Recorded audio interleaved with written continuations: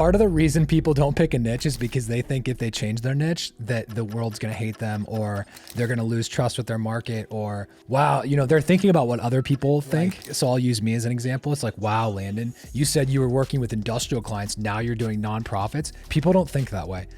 People aren't thinking about you. They're thinking about what you're thinking about them. They don't have time to think about you. You're the one that thinks about this constantly. Nobody else does. So the scarcity or even the fear of choosing a niche is so silly because like no one knows who you are. There's no risk. And that's what I'm trying to get you to understand is like the market will never know the difference because there's not enough impressions on the stuff. Like you're not getting enough views on the stuff that you're even doing for it to make an impact.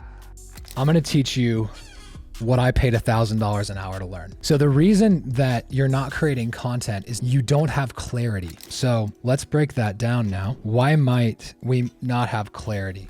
It's more than likely because we don't have a niche. That's probably the number one thing. Number two is we don't have a message. Those are the top two reasons, because inside of your niche, you have a customer who you want to serve. It's a specific type of customer that you want to serve. I've even said this in the past of like, oh, well, it's okay for it to be a certain type of content.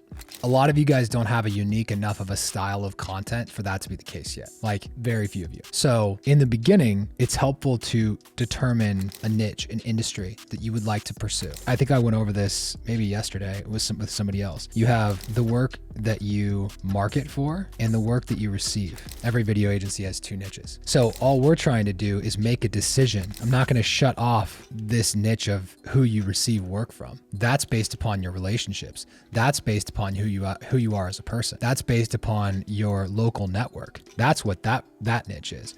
But what you're trying to do when you create organic content, you're not just telling the people that you know, right? It's not about like letting people know what you're doing. That's a part of it. But what you're trying to do is you're trying to go from this circle to this circle. And so when you're trying to go from like this in here is people you know. But guys, the dream is to sell to people you don't know. The goal is not to keep selling to the people that we know. Eventually, we want to grow the business and start selling to the people we don't know. So the work that you receive is oftentimes going to be the people you know. If we're going to do that, we got to get clarity around who we would like to talk to, because if you guys just say like, I'm a videographer, it's like, yeah, you and everyone else. There's so much competition in the world of just being a videographer. But if you Google healthcare video agency, you're going to get like 5 results.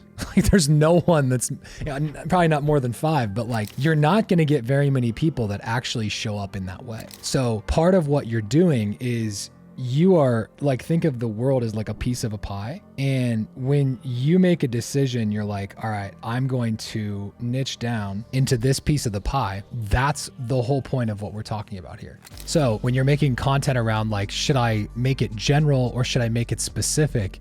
You want to make it as specific as humanly possible, as long as you're comfortable with the idea that you are niching down. But a lot of times the reason you don't do that is because you either don't believe in the niche, you don't know what your message to those people is, you don't know how to solve their problem. There's a lot of reasons. And then the biggest reason is you're afraid to leave your little circle of known. It's like the proverbial small town syndrome. You're afraid to leave the small town to go to the big city.